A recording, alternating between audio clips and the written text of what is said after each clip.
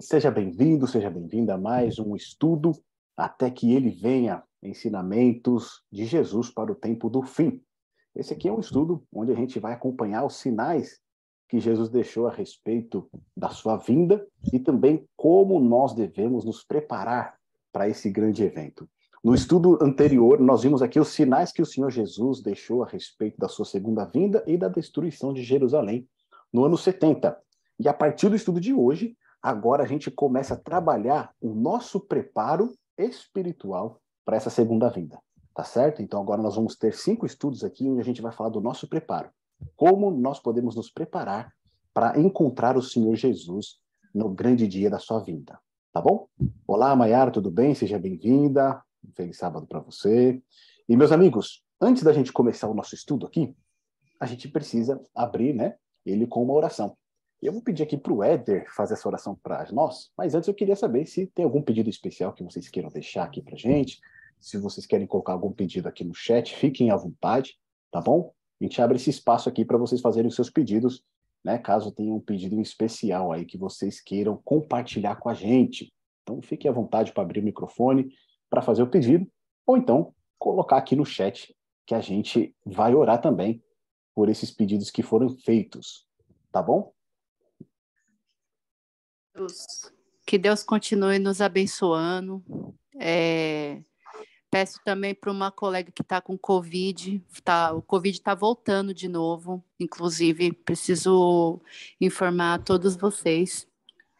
É verdade. E assim, já tem 2 colegas que eu fui cobrir hoje e elas estão com Covid. Oh, meu Deus. Realmente, a gente vai ter que trabalhar. A gente vai ter que lidar com esse problema, né? E também pela nossa semana que passou, e do Éder, né? E por todos nós, e por esse pequeno grupo aí. Amém. Que nós estamos formando, né? Que Deus continua nos abençoando pela igreja e tudo. Amém. Minha irmã aqui esse é meu pedido de agradecimento. Obrigado, cara. Minha irmã aqui, a Damares, está pedindo oração também por todos que estão, né, estudando a Bíblia, que estão participando não somente desse estudo, né, mas de outros estudos aí que estão acontecendo. Que Deus venha abrir, né, a nossa mente para compreender a sua palavra, de maneira que a gente possa ser firmado nessa verdade. Tem mais algum pedido em especial? Alguém quer fazer? Se não, eu vou pedir aqui para o Éder, para ele fazer essa oração inicial para a gente, né, pelos pedidos que foram feitos e também pelo nosso estudo, tá bom? Não tendo mais ninguém a se manifestar, aqui, ó, a Maiara pediu, né? Pelas nossas famílias. Perfeito, Maiara. Vamos orar também pelas nossas famílias. Éder, você pode fazer essa oração para a gente, inicial? Pode abrir o microfone aí. Certeza. Achei aqui o microfone. Vamos lá. Oremos, irmãos. Senhor nosso Deus, poderoso Pai, nesse momento em que nos reunimos nesse pequeno grupo, queremos pedir que, ao abrirmos a Tua Palavra, o Espírito Santo esteja nos guiando através de toda a verdade, assim como nos foi permitido pelo Senhor Jesus na comissão do ID com os discípulos antes de voltar aos céus. Amém. Queremos pedir uma bênção toda especial em favor de cada um dos pedidos que foram expressos aqui verbalmente, por escrito, também aqueles que estiverem no nosso coração, Senhor. Abençoa também os nossos familiares, onde quer que estejam, que não lhes falte o Espírito Santo neste santo e poderoso dia, Senhor. Amém. Continua conosco ao longo deste santo sábado e que o Espírito Santo possa completar esta oração em nome de Jesus. Amém. Amém. Amém. Amém. Obrigado, Éder. Muito obrigado. Meus amigos, seja bem-vinda, Suzy. A Maria Zanetti também. Olha, tá aqui. Sejam bem-vindas. Vamos iniciar, então, aqui o nosso estudo. É o que eu vou compartilhar com vocês. O estudo de hoje. Deixa eu colocar aqui para nós. Compartilhar a minha tela. Está aqui. Todos estão conseguindo visualizar aí? Tá, né? Então, nosso estudo, até que ele venha, segundo tema, tá certo? Esse segundo tema a gente vai tratar justamente, meus queridos irmãos e amigos, a questão da vigilância e do juízo, tá bom? No primeiro estudo nós vimos os sinais da vinda do Senhor Jesus, e eu queria ver com vocês aí se vocês conseguem, né, de fato, contemplar aqueles sinais que a gente estudou, né, a respeito dos falsos profetas, a falta do amor, né, que a gente percebe, né, ao nosso redor, a questão de falsos mestres, toda aquela questão envolvendo guerras, rumores de guerras, pestes, terremotos, fomes em vários lugares. Vocês conseguem perceber esses sinais ocorrendo no mundo? A gente consegue, né? Se a gente parar e observar, né, com reflexão, a gente consegue entender que realmente essas coisas elas estão aumentando cada vez mais.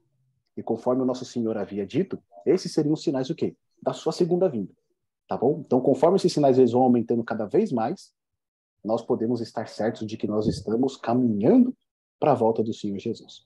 Então, no estudo de hoje, a gente vai tratar da questão da vigilância e juízo, tá bom? É o primeiro estudo que vai falar do nosso preparo para a vinda do Senhor Jesus.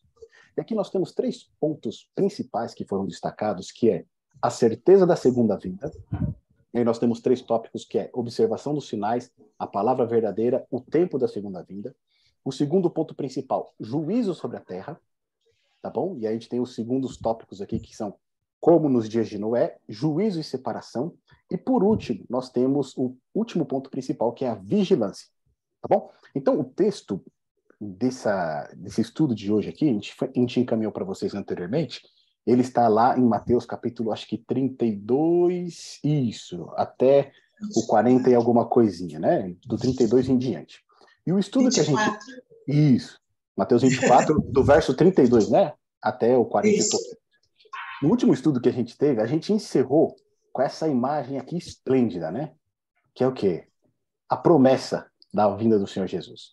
Então, o Senhor Jesus nos ares, com os miríades e milhares e multidões de anjos, né? Os céus aqui se abrindo para a vinda do Senhor, os mortos ressuscitando, os salvos sendo transformados, os filhos que morreram pequenos sendo entregues de novo no colo das mães. Então, a gente encerrou aquele nosso estudo, o último estudo, com essa grande esperança que todos nós temos, que é o quê? A volta do Senhor Jesus, que é a promessa que ele nos deixou. No entanto, quando a gente fixa o olhar na vinda do Senhor Jesus, a gente pode correr o risco de olhar a volta do Senhor Jesus só por um lado, que é o quê? É o lado da salvação, é o lado da ressurreição dos mortos, é o lado de que o mal vai estar exterminado para sempre, de que nós teremos a vida eterna. E podemos esquecer que a vinda do Senhor Jesus também representa juízo, tá certo? É ao mesmo tempo a salvação, mas também é o juízo. E aqui nós temos um quadro do Michelangelo, né, que ele pintou ali na parede do altar da Capela Sistina, que chama o julgamento final. Né? E nós temos ali, é o mesmo local, né, onde a gente tem aquele quadro famoso, né, de Adão tocando o dedo de Deus. Então aqui ele pintou, né, esse quadro, aqui, esse muro, na realidade, nessa parede, onde ele colocou aqui o julgamento final. E aí a gente tem Jesus ali no centro, né, que tem uma aura ali amarela ali por trás dele, e ali a gente tem uma cena de julgamento, onde os ímpios estão recebendo a sua punição e os salvos estão sendo, né, arrebatados para o encontro com o Senhor nos ares. E é interessante isso, porque ele captou bem a ideia da vinda do Senhor Jesus. A volta do Senhor Jesus é sim a salvação para aqueles que aguardam a sua vinda e que estão se preparando, mas também é um juízo em o qual aqueles que rejeitaram a mensagem da salvação, eles ficarão de fora da eternidade. Então esse é um ponto que a gente precisa também observar. Né? Porque tem um lado que é perfeito, que é magnífico, que é bom, e tem um lado que não será tão bom para aqueles que não estiverem preparados para a vinda do Senhor Jesus. E é por isso que a gente está enfatizando agora nesses próximos estudos o nosso preparo. Então, olha só que coisa interessante. No texto de hoje, né, que a gente começa lá em Mateus capítulo 24, no verso 32 até o 36, que é a primeira parte, nós temos o seguinte texto que está escrito assim: Aprendei, pois, a parábola da figueira, quando já os seus ramos se renovam e as folhas brotam. Sabeis que está próximo o quê? O verão. Assim também vós, Quando virdes todas estas coisas, sabei que está próximo às portas. Em verdade vos digo que não passará esta geração sem que tudo isso aconteça. Passará o céu e a terra, porém as minhas palavras não passarão. Mas a respeito daquele dia e hora, ninguém sabe, nem os anjos dos céus, nem o Filho, senão quem? O Pai. Então aqui Jesus, vamos voltar lá no nosso estudo, né, da semana passada. Jesus, ele está com os discípulos, lembra?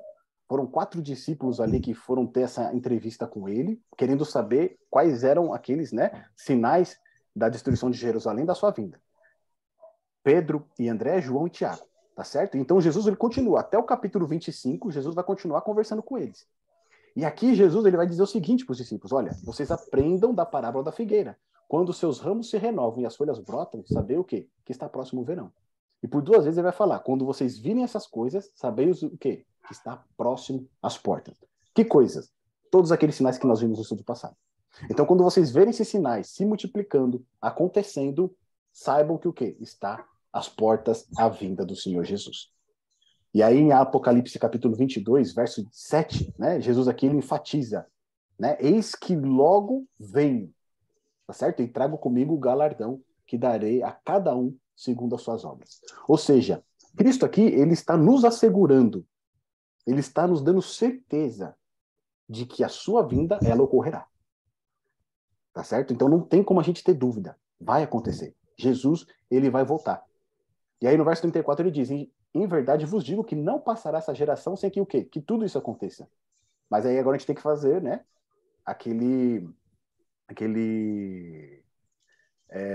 Agora, mas não ainda, né? Que Jesus, ele fala, né? Aqui ele está lidando com 2 acontecimentos. Quais são? A destruição de Jerusalém e a segunda vinda. Então, quando ele diz, em verdade vos digo que não passará essa geração sem que isso tudo aconteça, ele está falando de quem? Dos discípulos, tá certo? Então, os sinais que eles estavam presenciando lá, e iria ocorrer a queda de Jerusalém, eles iriam o quê? Presenciar tudo aquilo ainda na geração deles. E aí, depois, no verso 35, Jesus diz o seguinte, ele afirma, passará o céu e a terra, porém as minhas palavras o quê? Não passarão. Então, vocês podem ter certeza de que aquilo que eu estou falando vai acontecer. Muitas vezes as pessoas, né, têm essa ideia de que Jesus ele não vai voltar, de que a gente tem um encontro com Jesus, ou Jesus volta para nós quando nós morremos, né? E aí a nossa alma começa a existir e vai para o céu. Esse é o nosso encontro com Jesus, é aí que Jesus volta para nós. Mas a gente vai ver, né, ainda com mais certeza no decorrer desse estudo, que não é bem assim que as coisas acontecem, tá certo? A volta do Senhor Jesus, ela é literal, e aqui ele está dizendo o quê? Que passará o céu e a terra, mas a sua palavra, de que a sua vinda, ela é real, não passará. E a gente tem o texto de Isaías 40, verso 8, que diz o seguinte, né? Seca-se a erva, cai a sua flor, mas a minha palavra permanece o quê? Eternamente. Ou seja, a palavra do Senhor Jesus, ela é eterna. Então a gente pode crer que quando ele diz que ele irá voltar uma segunda vez, isso de fato vai acontecer. Mas aí a grande pergunta que todos nós temos, né, é quando? Né? Quando será a sua vida? Então, no verso 36, ele diz, mas a respeito daquele dia e hora, o quê? Ninguém sabe. Tá certo? Tem um texto que é muito legal, que é o de Atos, capítulo 1, versos 6 e 7. Se você estiver com a sua Bíblia aí, abra ela lá em Atos, no capítulo 1, no versos 6 e 7.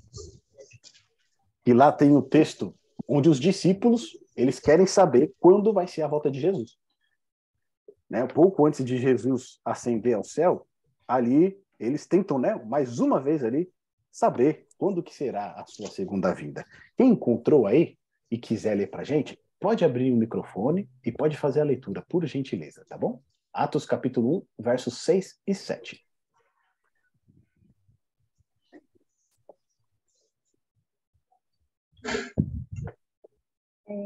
Estão ouvindo? Sim, pode ler. Posso ler? Atos 1, versículos 6 e 7, né? Isso. Então, os que estavam reunidos lhe perguntaram: Senhor, será este o tempo em que restaures o reino a Israel? Respondeu-lhes: Não vos compete conhecer tempos ou épocas que o Pai reservou pela sua exclusiva autoridade. Perfeito, muito obrigado, Mayara. Então, olha lá, né?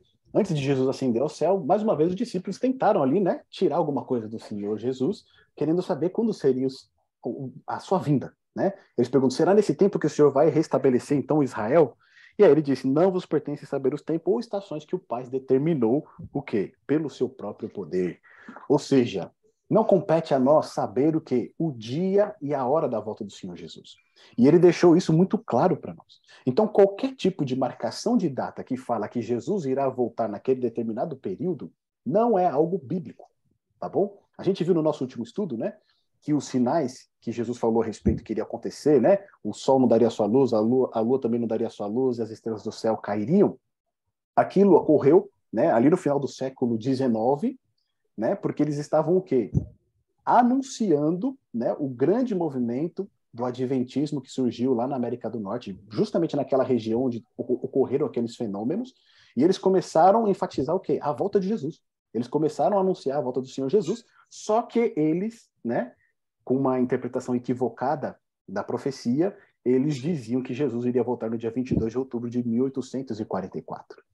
Né? Ou seja, aquilo que o próprio Senhor já havia advertido, né, que ninguém sabe o dia e a hora, eles tentaram fazer.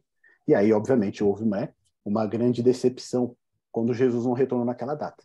Mas depois, estudando a Bíblia, eles entenderam que naquele dia, naquele ano, havia iniciado o quê? O juízo final, tá certo? Que ao final desse juízo, Jesus então retorna aqui para buscar os salvos. Então, qualquer pessoa que queira marcar data para a volta do Senhor Jesus, ela está sendo um falso profeta, tá bom? Porque aqui está deixando muito claro para a gente, né, que isso não está determinado, isso não é do nosso conhecimento. E Jesus já fez isso de propósito. Porque imagina o seguinte, imagina que você soubesse quando Jesus iria voltar, né? Então, você sabe que Jesus vai voltar, você sabe quando que vai ser, você vai viver a sua vida do jeito que você quiser, né? E quando estiver chegando perto da volta do Senhor Jesus, aí você fala, agora eu vou me converter, agora eu vou me batizar, agora eu vou seguir tudo que a palavra de Deus quer dizer. Né? Então, o Jesus ele já faz isso para que a gente viva num estado de vigilância, para que a gente esteja o quê? Sempre atento, sempre buscando estar em comunhão com Ele, sempre estar dependendo dEle para a nossa salvação. Tá certo? Então, ele já deixou isso justamente para que a gente sempre fique nesse estado de vigilância. Agora, olha só o segundo texto que a gente tem aqui. Continuando ainda no livro, no capítulo 24 de Mateus. Tá bom? Agora, do verso 37 ao 41. Pois assim como foi nos dias de Noé, Jesus agora comparando, também será a vinda do Filho do Homem. Porquanto, assim como nos dias anteriores ao dilúvio, comiam e bebiam, casavam e davam-se em casamento, até o dia em que Noé entrou na arca e não o perceberam. Senão, quando veio o dilúvio, os levou a todos. Assim será também a vinda do Filho do Homem. Então, 2 estarão no campo, um será tomado e deixado o outro. 2 estarão trabalhando no moinho, uma será tomada e deixada a outra. Então, aqui Jesus de novo. Ele vai falar que não é possível saber o tempo da volta dele, mas que a sua vinda será o quê? Como nos tempos do quê? De Noé. Tá certo? Nos tempos do dilúvio. E por quê? Ele está falando que foi nos tempos do dilúvio. Como é que veio o dilúvio? O dilúvio ele veio de uma forma repentina. Tá certo? Apesar de Noé ter pregado por 120 anos que o dilúvio iria vir, as pessoas não acreditaram nisso, continuaram vivendo a sua vida normal, comiam, bebiam, casavam e davam-se casamento, ou seja, o fluxo da vida delas seguia normal, mas elas não se importavam com a pregação de Noé. Elas não se preocupavam com a palavra de Deus, tá certo? Então elas seguiam a sua vida normalmente, davam pouca importância para aquilo que a palavra de Deus queria dizer, e então, quando veio o dilúvio, pegou eles o quê? De surpresa. Se a gente der uma olhada rapidinho, lá em Gênesis, no capítulo 6, Pretinha, você lê pra gente, do verso 5 até o 13? Gênesis. Isso, Gênesis 6, do verso 5 ao 13, ali vai detalhar pra gente como que eram os tempos de Noé, tá certo? E aí eu quero que você pense, enquanto a Damares vai ler aqui, se tem alguma semelhança com o tempo que a gente vive hoje. Gênesis capítulo 6, do verso 5 ao 13, por favor, Preto. Viu o Senhor que a maldade do homem se havia multiplicado na terra e que era continuamente mal todo o desígnio do seu coração. Então se arrependeu o Senhor de ter feito o homem na terra, e isso lhe pesou no coração. Disse o Senhor, farei desaparecer da face da terra o homem que criei, o homem, o animal, os répteis, as aves do céu, porque me arrependo de os ter feito. Porém, Noé achou graça diante do Senhor. Eis a história de Noé. Noé era um homem justo, íntegro, entre os seus contemporâneos. Noé andava com Deus. Até o 13? Isso aí. Então, olha só, o que a gente percebe aqui, como era a sociedade nos tempos de Noé. O coração e os pensamentos do homem, eles eram continuamente o quê? Maus. Eles praticavam o quê? A maldade, a iniquidade. Ou seja, tudo o que eles pensavam eram neles próprios. E como eles iam se dar bem, como é que eles iam lucrar, como é que eles iriam, né, poder explorar o próximo.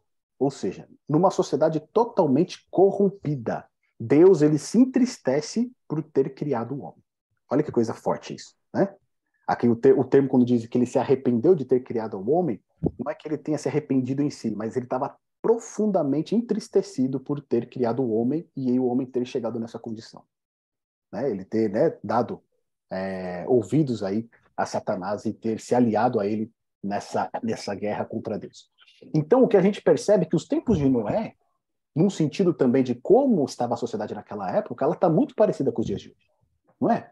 Ou seja, a gente percebe que a gente está vivendo um momento difícil, a gente está passando por uma situação complicada, e mesmo nessa situação difícil, muitas vezes, pessoas, em vez de se unirem por um propósito maior, por um bem maior, o que elas fazem? Elas procuram enxergar como que elas podem ganhar alguma coisa nessa situação, como elas podem se dar bem, como que elas podem passar a perna uma na outra. Ou seja, já não existe a empatia, a compaixão ou o amor ao próximo, né? E isso cada vez mais vai diminuindo, como um dos sinais que Jesus já havia alertado anteriormente, né? Por se multiplicar a iniquidade, o amor se esfriará de muitos. Então, os tempos de Noé são os tempos que nós estamos vivendo hoje, tá certo? Assim como foi nos dias de Noé, será também o quê? A vinda do Filho do Homem. Um outro ponto que a gente identifica também, qual que é? As pessoas seguem vivendo normalmente e pouca atenção dão para a palavra de Deus. Comem, bebem, casam, dão esse casamento, trabalham, prosperam, lucram, mas e a comunhão com Deus? E o conhecimento da palavra? E o conhecimento das profecias que apontam para o final dos tempos? Deus seja louvado porque nós estamos fazendo esse estudo, porque você está participando dele. Seja aqui online, seja depois assistindo o vídeo pelo YouTube. Então já vou até aproveitar aqui para pedir para você que está assistindo pelo YouTube, né, não se esqueça de se inscrever no canal, curtir o vídeo, comentar, compartilhar, tá bom? Então olha só, as pessoas se interessam muito para as questões do dia a dia e acabam se esquecendo das questões que são primordiais, fundamentais, que são o quê? É a palavra de Deus. E aqui a gente vai ver que Jesus ele vai utilizar o exemplo de Noé para falar que a sua vinda também é o quê? Juízo sobre a terra. Por quê? Olha que interessante que ele diz aqui nos versos 39, 40 e 41. Ele vai falar o quê? Na vinda do Filho do Homem será como o dilúvio. Um será tomado e o outro será o quê? Deixado. Noé e a sua família foram o quê? Foram tomadas. Mas o restante de todo o mundo, né, antediluviano, foi o quê? Foi deixado. E aqui é muito interessante que muitas vezes as pessoas pegam esse texto para querer comprovar uma questão que é o arrebatamento, tá certo? Então, um vai ser levado e o outro vai ser deixado. Então, muitas pessoas utilizam esse texto para, né, comprovar a ideia, né, ou até mesmo a doutrina do arrebatamento secreto. Mas perceba uma coisa, qual que é o contexto que Jesus está tratando aqui? A sua vinda, e ele está associando a sua vinda com o quê? Juízo. Juízo, o que que é? É separação. Um grupo vai ser salvo e o outro vai se perder. Quando Jesus compara a sua vinda com o dilúvio, com os tempos de Noé, o que ele está dizendo? Uns vão ser salvos e outros vão se perder. É essa a comparação que ele está fazendo. Ele não está dizendo que um vai ser arrebatado em secreto e o outro vai ser deixado aqui na terra. O que ele está dizendo é que uns vão ser salvos e outros vão se perder. E um texto que traz mais claramente para a gente essa visão é o texto de Lucas 17. Porque olha que interessante, nesse texto de Lucas 17, Jesus ali ele vai ser indagado pelos fariseus a respeito da sua vinda. Então eles vão chegar para Jesus de uma maneira irônica e vão falar, quando que vai ser a vinda do seu reino? Então Jesus ele vai começar a falar a respeito da vinda do seu reino, tá certo? E esses primeiros versos aqui, do 22 a 37, ele ilustra muito isso. Porque Jesus, olha só no verso 22, ele se dirige aos discípulos e ele diz assim, ó, virá o tempo em que desejareis ver um dos dias do Filho do Homem e não vereis. Ou seja, vai vir um tempo em que vocês vão ansiar pela minha vinda, mas vocês não o verão. E vos dirão, ei-lo aqui ou lá está, não vades nem o sigais. Muito semelhante àquele texto que a gente leu na semana passada do Anticristo, né? Que ele vai aparecer, vamos falar que ele está na casa, vamos falar que ele está no deserto, ele vai falar, não vá. Porque assim como o relâmpago fuzilando brilha de uma a outra extremidade do céu, assim será no seu dia o quê? O Filho do Homem. Mas importa que primeiro ele padeça muitas coisas e seja o quê? Rejeitado por esta geração. E aqui Jesus ele dá uma outra pista para a gente muito interessante. Quando que ele irá voltar a essa terra? Quando ele padecer muitas coisas e for o que? Rejeitado por esta geração. Ou seja, quando as pessoas fecharem o coração para a pregação do evangelho e não quiserem mais saber da palavra de Deus, então cada um vai ter tomado a sua decisão. E ele pode voltar para buscar os que são seus. Olha que coisa profunda essa. Né? Quando ele for rejeitado pela maioria das pessoas, ou quando todo mundo já tiver feito a sua escolha, e não tiver mais chance de alguém abrir o coração para receber a palavra de Deus, então ele voltará. E aí no verso 26 ele diz, assim como foi nos dias de Noé, será também nos dias do Filho do Homem. Aí de novo, comiam, bebiam, casavam e davam-se casamento, até ao dia em que Noé entrou na arca, veio o dilúvio e destruiu a todos. Olha de novo a comparação que ele faz aqui. Ele não está falando, olha, vamos avançar no texto que a gente vai compreender melhor. O mesmo aconteceu nos dias de Ló. Ele vai fazer uma outra comparação com o juízo. Então o primeiro juízo foi o dilúvio. Agora outro juízo que ele vai usar aqui. Comiam, bebiam, compravam, vendiam, plantavam e edificavam. Mas no dia em que Ló saiu de Sodoma, o que aconteceu? Choveu do céu fogo e enxofre e destruiu o quê? A todos. Assim será no dia em que o Filho do Homem se manifestar. De novo, ele compara a sua vinda com juízo.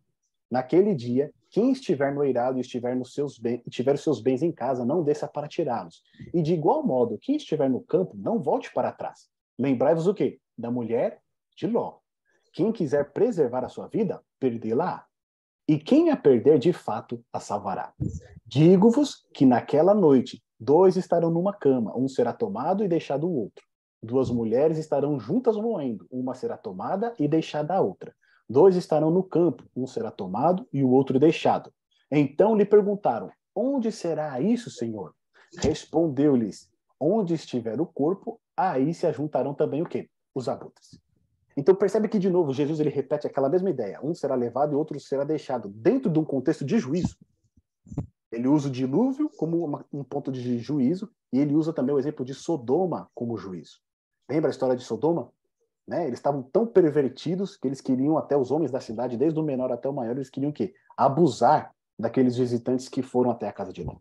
Né? Eles batem na porta de Ló, falam para Ló colocar os homens para fora porque eles queriam abusar deles. Esse abuso é um abuso sexual. Ou seja, olha que coisa terrível a situação que se encontrava aquela cidade. Né? Tanto que Abraão intercedeu por eles, mas não havia ali nem 5 justos. Né? Então a cidade ela foi completamente destruída. Ou seja, o juízo de Deus veio sobre Sodoma. Então, quando Jesus compara essa ideia de que um será deixado e o outro será levado, é juízo. Tá certo? Ele está determinando o juízo. Aquele que perseverar até o fim, esse será o quê? Salvo. Mas aquele que rejeitar o nosso Senhor Jesus, aquele que rejeitar a boa nova do Evangelho, aquele que rejeitar a graça do Senhor, ele será o quê? Destruído. Tá certo? Porque o contexto que é dito aqui, pra gente em Lucas, olha lá, no verso 27 e no verso 29. O juiz, ele faz o quê? Ele destrói a todos. Tá certo? Ele destrói. Ou seja, né? É a morte eterna, é o inferno que está reservado para aqueles que não receberem esse convite para a salvação. Então, o que a gente percebe aqui, meus amigos, é que essa ideia, que muitas vezes ela é utilizada até, inclusive, para justificar um arrebatamento secreto, ela não é vista dessa maneira à luz da Bíblia. Mas sim o quê? Separação, é juízo. Um será salvo e o outro será o quê? Deixado. Então, esse que é o grande ponto que a gente viu lá na obra de Michelangelo. Né? A volta do Senhor Jesus é um momento de alegria, é um momento de alívio, sim, para todos aqueles que aguardam essa vinda. Mas para aqueles que rejeitam, será realmente algo terrível, tá bom? Então, um ponto que muitas vezes também passa por alto, e as pessoas não consideram, é que de fato haverá um juízo. Né? Muitos até chegam até a divulgar que no final Deus ele vai salvar todo mundo. Né? No final vai passar todo mundo por baixo da catraca e está todo mundo salvo. Mas a gente sabe que a palavra de Deus ela não trabalha dessa maneira. A gente acabou de ver aqui que o quê? Um será levado e outro será deixado. Tá certo? E por toda a Bíblia, nos seus 66 livros, o tema do juízo ele é amplamente discutido e trabalhado pelos profetas e pelos apóstolos. Então haverá um dia, de fato, em que Deus irá trazer juízo sobre a humanidade e todos deverão comparecer diante do tribunal de Deus. Então, lá na lei, né, nós temos Levítico, Números, Deuteronômio, eles vão tratar dessa questão do juízo. Nos livros históricos, Samuel, Crônicas, nos livros de sabedoria, de Jó, Salmos, Eclesiastes, nos livros dos profetas, nos evangelhos, nas cartas apostólicas, todas elas tratam o quê? O tema do juízo de alguma maneira. Nos livros de Apocalíptica, né, Daniel e Apocalipse, isso enfim, nem se fala, né, nos nossos 2 estudos que nós fizemos aqui, nós temos completos esses estudos aqui no YouTube, a gente trata essa questão do juízo também de uma maneira muito ampla, tá bom? Então o juízo é algo real. Essa ideia de que no final Deus vai salvar todo mundo, ela não é bíblica, tá certo? Deus ele vai trazer o juízo e aqui a gente tem alguns textos que comprovam isso. Aí eu vou pedir para os nossos amigos aí lerem para a gente. Quem quiser pode ler esse texto aqui, ó, de Eclesiastes 12, 13 e 14. Ele está projetado aqui. Pode ler aqui na tela mesmo. Tá bom? Só abrir o microfone e ler para a gente. Por favor, esse primeiro texto aqui de Eclesiastes, capítulo 12, do verso 13 e 14. De tudo o que se tem ouvido, o fim é: teme a Deus e guarde os seus mandamentos, porque isto é o dever de todo homem. Porque Deus há de trazer a juízo toda obra e até tudo que está encoberto, quer seja bom, quer seja mau. Obrigado, Mayara. Então, olha aqui. Em Eclesiastes, o que é dito? Deus ele vai trazer juízo ao quê? A toda a obra. E até tudo que está encoberto, né, que muitas pessoas não veem, não sabem, mas Deus está vendo, quer seja bom, quer seja mal. Ou seja, existe sim um juízo. Depois, o texto de Atos 17:31, eu vou ler aqui para a gente. Olha o que está escrito ali, ó. Porquanto tem determinado um dia em que com justiça há de julgar o mundo por meio do homem que destinou. E disso deu certeza a todos, ressuscitando-o dentre os mortos. Tá certo? Então aqui, Paulo fazendo a defesa aqui lá no Areópago, em Atenas, ele fala que Jesus, que foi ressuscitado dos mortos, que ressuscitou pelo seu poder, ele mesmo será o juiz que irá julgar o quê? Todo o mundo. Tá certo? O próprio Jesus é ele que será o juiz que julgará todo mundo. Depois a gente tem outro texto aqui de Daniel, capítulo 7, versos 26 a 27, né? Mas o juízo será estabelecido e eles tirarão o seu domínio para destruir e para o desfazer até o fim. E o reino e o domínio e a majestade dos reinos debaixo de todo o céu serão dados ao povo dos santos do Altíssimo. O seu reino será um reino eterno e todos os domínios o servirão e lhe obedecerão. Então o quê? Será estabelecido o quê? Um juízo. Tá certo? Daniel deixa claro para a gente essa questão. Em Apocalipse 14, versos 6 e 7. Quem pode ler esse texto aqui para a gente, por favor? Achei aqui. 14, 6 e 7. Isso. Vi outro anjo que voava no ponto mais alto do céu, levando as boas novas eternas para anunciá-las aos habitantes da terra, a toda nação, tribo, língua e povo. Temam a Deus, dizia em alta voz, deem glória a Ele, pois chegou o tempo em que Ele julgará a humanidade. Adorem aquele que fez os céus, a terra, o mar e todas as fontes de água. Tá certo, olha aí. Então, essa tradução aí do Éder está até, né, mais clara, né? Chegará o tempo em que Ele julgará o quê? Toda a humanidade. Tá certo? Aqui está escrito, vinda a hora do quê? Do seu juízo. Ou seja, o tema do juízo, então, ele é amplamente discutido e evidenciado dentro da Bíblia. Se toda a humanidade deverá estar presente diante de Deus para ser julgada, como que a gente pode, então, estar preparado para esse julgamento? Né? Como a gente pode estar preparado para a vinda do Senhor Jesus? Então, continuando aqui o texto de Mateus 24, no verso 42 e 43, olha o que Jesus vai dizer. Portanto, ou seja, já que vai haver juízo, já que a vinda do Senhor Jesus também é um momento de juízo, portanto, façamos o quê? Vigiai, porque não sabeis em que dia vem o vosso Senhor. Mas considerai isto, se o pai de família soubesse a que hora viria o ladrão, vigiaria e não deixaria que fosse arrombada a sua casa. Então Jesus ele deixa muito claro, se vai haver um juízo no qual todos nós teremos de comparecer e sermos julgados, e nós não sabemos quando ocorrerá esse juízo, porque esse juízo ocorre também na sua vinda, o que a gente tem que fazer? Qual que é o nosso dever? Vigiar. Tá certo? Vigiar. E aí a gente vai entender um pouquinho mais essa questão dessa vigilância que nós temos que ter com o texto auxiliar de Marcos 13. Olha lá, Marcos 13, verso 33 a 37, está escrito assim, ó. Estai de sobreaviso, vigiai e orai, porque não sabeis quando será o tempo. É como um homem que, ausentando-se do país, deixa a sua casa e dá autoridade aos seus servos, a cada um a sua obrigação, e ao porteiro ordena que vigie. Vigiai, pois, porque não sabeis quando virá o dono da casa, se à tarde, se à meia-noite, se ao cantar do galo, se pela manhã, para que, vindo ele inesperadamente, não vos ache que dormindo. O que, porém, vos digo, digo a todos, vigiai. Percebe que aqui Jesus ele enfatiza várias vezes o termo o quê? Vigiar. O que ele requer de nós para que nós estejamos prontos para a sua vinda? Que nós estejamos o quê? Vigilantes. Tá certo? É isso que nós precisamos fazer. Como é que a gente vigia? A gente tem que estar atento aos sinais. A gente tem que estar observando as coisas que estão acontecendo, mas não apenas observando, agindo. E aqui é um ponto interessante que Marcos ele vai usar, né? Ele diz vigiai e orai. Ou seja, você vigia e ao mesmo tempo que você está vigiando, você também está orando.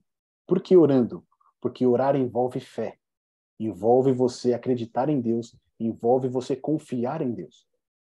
Né? Você não vai orar para alguém que você sabe que não vai responder. Você não vai conversar com alguém que você sabe que não vai te ouvir. Então, quando ele associa vigiar com a oração, ele está envolvendo fé. Você acreditar que realmente Jesus está próximo e que você quer estar com ele na sua vida.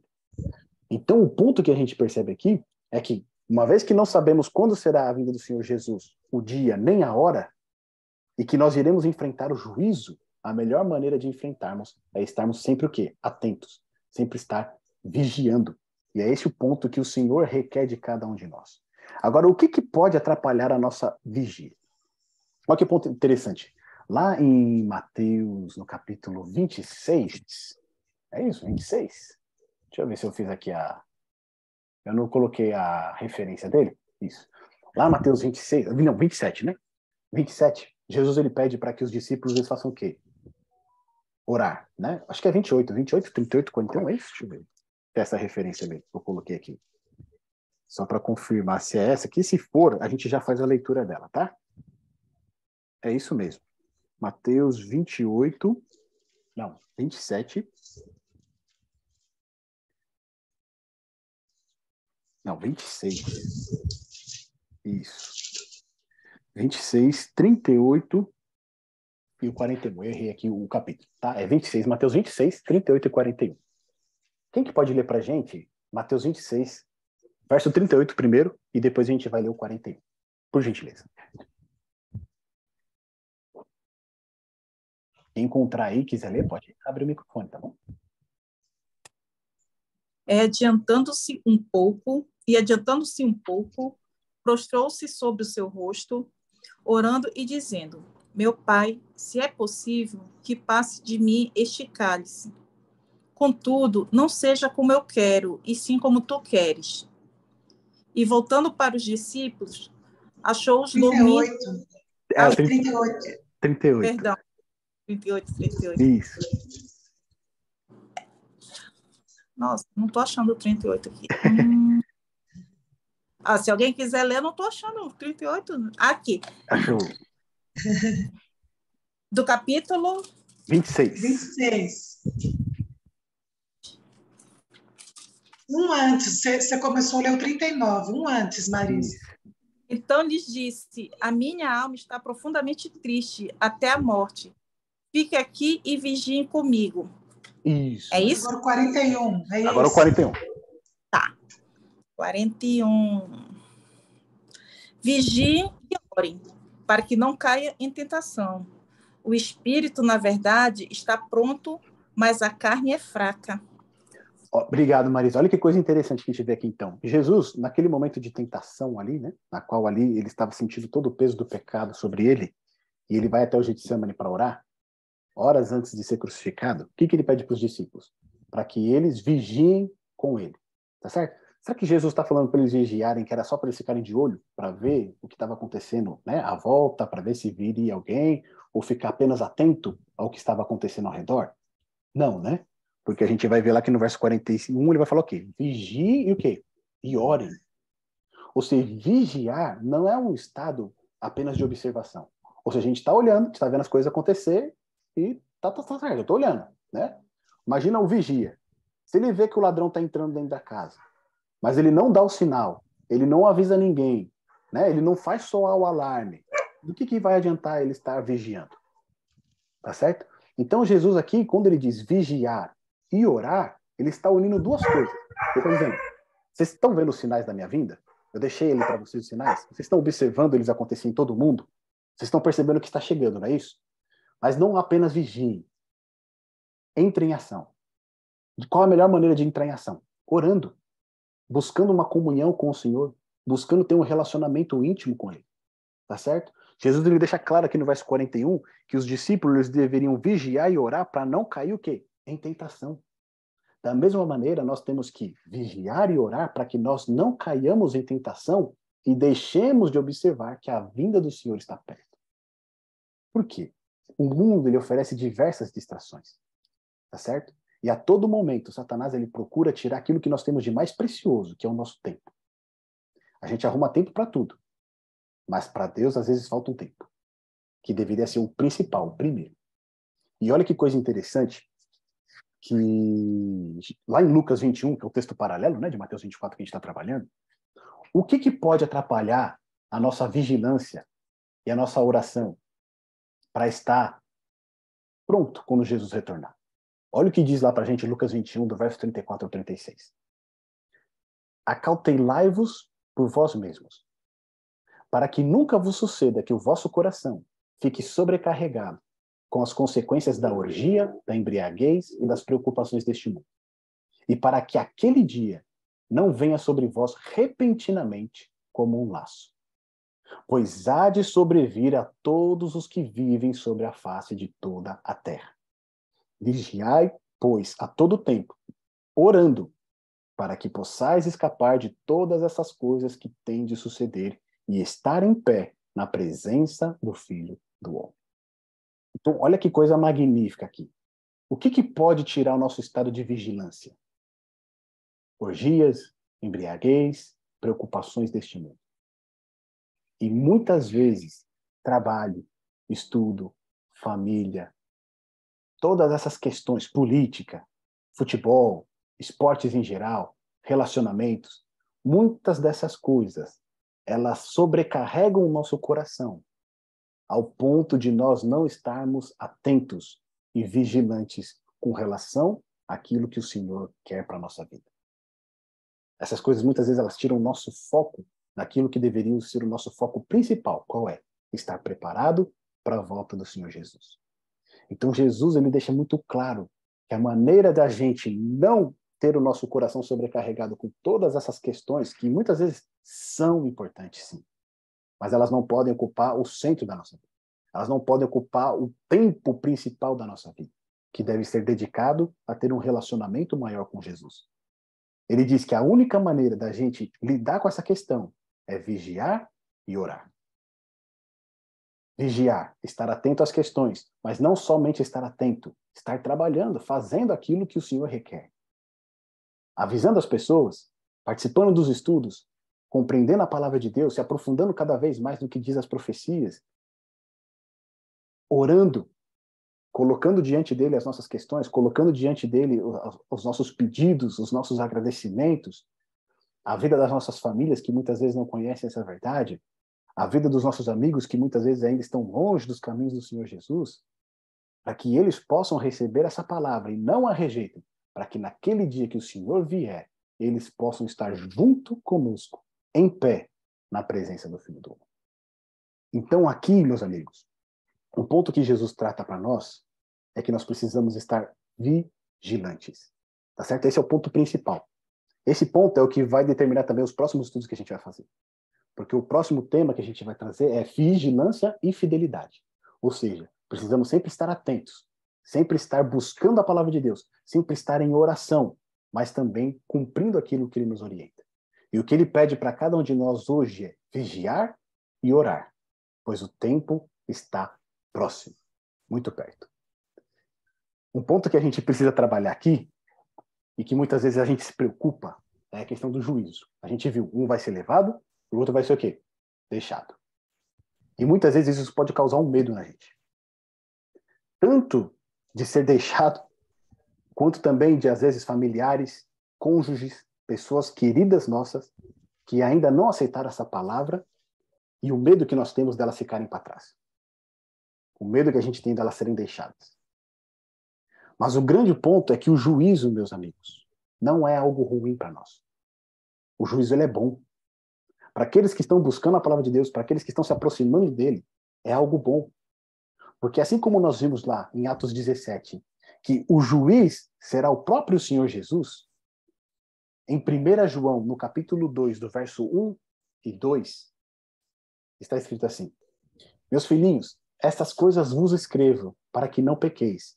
E se alguém pecar, temos um advogado para com o Pai. Quem que é esse advogado? Jesus Cristo, o justo. E ele é a propiciação pelos nossos pecados. E não somente pelos nossos pecados, mas também pelos de todo o mundo. Ou seja, aquele que é o juiz também é o nosso advogado. E se aquele que dá a sentença também faz a nossa defesa, a gente só vai perder essa causa. A gente só vai ser condenado nessa causa, se nós quisermos. Porque o Senhor Jesus, ele não rejeita nenhum aquele que vai até ele. Aquele que confessa seus pecados, que aceita Jesus como seu Salvador, recebe a graça, recebe a justificação pela fé, que vai fazer ele estar habilitado a entrar no céu. E esse é um ponto importante. O juízo aqui, ninguém vai conseguir passar por esse juízo sendo um cristão perfeito, ou obedecendo a todas as coisas, obedecendo todos os mandamentos. O único meio de você ser inocentado nesse juízo é recebendo a justiça de Cristo na sua vida. É recebendo o perdão e a graça do Senhor Jesus na sua vida. Que vai te transformar, que vai te fazer cada vez mais semelhante à imagem dele. Tanto para a obediência, quanto também para a demonstração de amor ao próximo. Então, meus amigos, não temos o que temer o juízo, porque o juízo é favorável àqueles que estão andando no caminho do Senhor, que estão buscando ao Senhor. Você que está aqui nessa noite estudando com a gente, você que está assistindo esse vídeo e está aproveitando esse estudo, o juízo é favorável a você. Por isso não temos o que temer. Basta continuarmos vigiantes e orando em todo o tempo, não permitindo que as coisas do mundo sobrecarreguem o nosso coração e façam com que nós percamos o nosso foco, que é a volta do nosso Salvador. Nesse momento, então, a gente encerra o nosso estudo e eu abro esse espaço para vocês trazerem aqui as suas dúvidas, os seus comentários, tá certo? Se teve alguma coisa que não ficou muito clara, por favor, fiquem à vontade. Jefferson, volta o slide de Lucas, o último. Esse aqui. Lucas 21. Tem um texto em Tito, capítulo 2, porque aí ele, no verso 34, ele diz, né, o que nós não devemos nos sobrecarregar, né, com embriaguez, orgia, preocupações desse mundo, e aquele dia nos venha como um laço. Isso. Aí em Tito diz assim, Tito capítulo 2, e o verso 12, diz assim, não fazer, né, o que não fazer, e Tito diz o que fazer, Paulo, né, falando a Tito, educando-nos para que, renegadas a impiedade e as paixões mundanas, vivamos no presente século, sensata, justa e piedosamente, aguardando a bendita esperança, a manifestação da glória do nosso grande Deus e Salvador Jesus Cristo.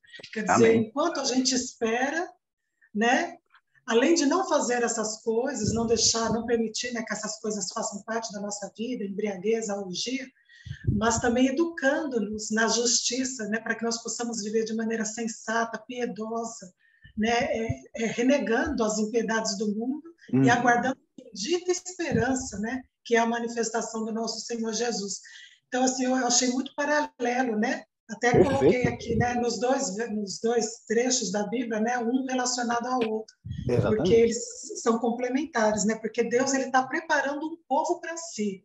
E esse povo, no verso 14, diz assim, olha, é um povo que está se remindo das iniquidades, se purificando, e um povo que é seu, exclusivo, zeloso e de boas obras. Então, não é esperar, não é vigiar, né, de braços cruzados, como você falou, né? Exatamente. Mas é mantendo esse relacionamento com Cristo, né? Em oração e em ação também. É verdade. E isso que você... Eu vou até colocar depois aqui no estudo aqui essa referência. Tito, capítulo 2, do verso Tito 12... 2, 12 ao 14. Porque ele trata justamente esse ponto, né? O que devemos fazer, né? E aí, até aproveitando aqui que a gente voltou, né, que a gente fala, né, sobrecarregando com consequências da orgia, embriaguez, orgias também, em outras traduções vai estar glutonaria, né, e bebedices. Então, né, não é somente a embriaguez do vinho, né, mas você farrear, né, você está em muitas festas farreando o tempo inteiro e, né, em vez de se preocupar com outras questões que são mais importantes. E se a gente para pensar, fazendo essa comparação com o que a gente acabou de ver lá em Mateus 24 também, quando ele fala que o juízo veio sobre aqueles que não esperavam, por quê? O que era mais importante para eles? Comer, beber e dar-se em casamento. Tá certo? Eles não se atentavam para a palavra de Deus. Ou seja, eles viviam em orgias, embriaguez e com preocupações deste mundo. E veio o fim sobre eles, né? Repentinamente. Então aqui faz também esse coro, né? Ao que Jesus alertou lá em Mateus 24. E o que fazer, né? Conforme a Damares colocou aqui para gente. Né? Um processo de santificação. Né? Você abandonar as más práticas, abandonar aquilo que te afasta de Deus, aquilo que te atrapalha, que atrapalha o seu relacionamento com Deus, para cada vez mais ser transformado à imagem do nosso Salvador. Meus amigos, o nosso próximo estudo, olha aqui a imagem do nosso advogado, até esqueci de colocar ela aqui no final, tá certo? O nosso advogado ao lado do Pai, para nos defender ali, para, né, apresentar sua justiça em lugar das nossas más obras. E olha só que coisa interessante, na próxima sexta-feira, dia 25, a gente vai falar sobre vigilância e fidelidade, tá bom? Então, vigilância é o tema, né, dos próximos 4 estudos, sempre ele associado a alguma outra característica. Hoje a gente viu a questão do juízo, próxima sexta-feira a gente vai ver a questão da fidelidade, tá bom? Texto de Mateus, capítulo 24, do verso 45 até o 51. Então, durante essa semana, lê esse texto, são 6 versinhos, ali para você aprofundar um pouquinho mais e quando a gente vier aqui para o nosso estudo, você poder contribuir também com aquilo que chamou a sua atenção durante esse estudo. Meus amigos, alguma dúvida, algum ponto que vocês querem trazer aqui para a gente? Fiquem à vontade, esse momento aqui é de vocês. Ô, Jefferson, tá ouvindo? Tô ouvindo, pode falar. É interessante notar que eu estava até comentando outro dia com a Karen aqui sobre a volta de Jesus, que ela ficou toda preocupada, né? Falou, nossa, mas vai vir de repente, vai pegar todo mundo despreparado. Eu falei, não, nem todo mundo. Vai pegar quem tiver nas bebedices, nas farras, desse lado da vida aí, né? Mas quem estiver preparado e estiver atento, como a gente vê escrito, né? Quem estiver vigilante não vai ser pego de surpresa, né? Esse ponto é muito interessante que você colocou, porque a Bíblia ela vai comparar a vinda de Jesus como um ladrão, certo? Até Jesus falou ali, né? Que se o pai soubesse a hora que o ladrão viria, o que ele faria? Ele vigiaria e não deixaria a sua casa ser arrombada, né? Então, ele vai colocar esse exemplo de que, como a gente não sabe a volta do Senhor Jesus, a gente tem que vigiar o tempo inteiro para estar preparado para essa vinda. Apesar da Bíblia comparar a volta do Senhor Jesus como um ladrão, né? Que você não espera o momento que ele chega, Paulo, lá em 2 Tessalonicenses, ele vai falar para a gente, né, que nós não estamos em trevas para que aquele grande dia nos pegue de surpresa. Tá certo? Ou seja, apesar dele vir como ladrão, né, e o mundo ser pego de surpresa, aqueles que caminham na luz, que observam sinais, que estão vigiando e orando, eles não serão pegos de surpresa. Eles somente não sabem quando será, mas eles não serão pegos de surpresa. Né? Então, esse ponto que você comentou aí é bastante interessante justamente por conta disso. Né? Quem anda com o Senhor, quem está atento aos sinais, quem está vigiando e orando, buscando cada vez mais conhecer, né, a palavra de Deus, ele não vai ser pego de surpresa. Aqui o Robson colocou para a gente no chat, né, que muitas parábolas podem ser colocadas para meditar nesse contexto de vigilância. Com certeza, Robson. E os próximos estudos eles vão tratar de pelo menos 4 parábolas a respeito disso, tá certo? A parábola do servo fiel, que é a próxima, que a gente vai falar sobre vigilância e fidelidade. Depois você vai ter das 10 virgens, que vai falar sobre o preparo individual de cada um de nós. Depois a gente vai ter dos talentos, né, a parábola dos talentos, que fala também como que nós devemos esperar, tá certo? E a última parábola, que é dos bodes e dos carneiros, né? que é a parábola que ali também vai tratar a questão do juízo e o testemunho que cada um de nós demos, né, com tudo isso que a gente recebeu, né, a nossa vigilância e testemunho pessoal. Então, esse ponto que você colocou, né, que as parábolas, elas servem para a gente meditar nesse contexto, com certeza. E não somente essas, né, porque Jesus vai contar também a parábola dos peixes, né, que você vai ter peixes bons, da rede, né? A rede é lançada no mar, você tem peixes bons e peixes ruins. Ali também há uma separação, né? Ele vai também falar a parábola das sementes, né? Da semente não. Da semente, né? Do semeador, né? Que ele semeia um tipo de semente e aí o inimigo vai lá à noite, né? E semeia o joio junto. E aí, né, eles vão perguntar para ele, né? Mas você não viu que semeou semente de má qualidade? Né? E aí ele vai falar, né, que deixa crescer junto, né, até o tempo determinado, aí depois será separado o joio do trigo. Então, todas essas parábolas que Jesus contou, né, inúmeras parábolas, elas alertam para essa questão do nosso preparo e também da vinda dele. Também como questão do juízo, né, que virá. Isso a gente pode ter certeza, mas esse juízo ele é favorável a nós. Perfeito, meus amigos. Algum ponto que vocês queiram colocar? Marisa, tudo certo por aí? Maravilha. Maiara também. Maravilha, gente. Então, a gente encerra esse estudo aqui por aqui. Ó, hoje, a gente quase anda cravado ali, né? 1 hora de estudo, que é a nossa proposta. E eu quero agradecer vocês por terem participado conosco, né? Meditem aí nesses textos que a gente estudou. Meditem no texto da próxima semana também, onde a gente vai tratar de vigilância e fidelidade, tá certo? É uma parábola, já é a primeira parábola ali, a parábola dos 2 servos. E na próxima sexta-feira a gente vai trabalhar esse texto, né? Em como que a gente pode aguardar e, ao mesmo tempo, ser fiel ao nosso Senhor.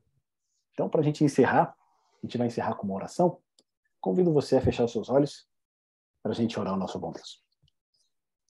Santo e grandioso Deus, nós queremos te agradecer, meu Pai, pelo privilégio desse estudo que nós tivemos neste momento, que fala a respeito da tua vinda, que faz com que nós nos preparemos para esse grande dia, para que nós estejamos de pé, não somente nós, mas também a nossa família, os nossos amigos, aqueles que nós queremos que estejam conosco quando o Senhor retornar.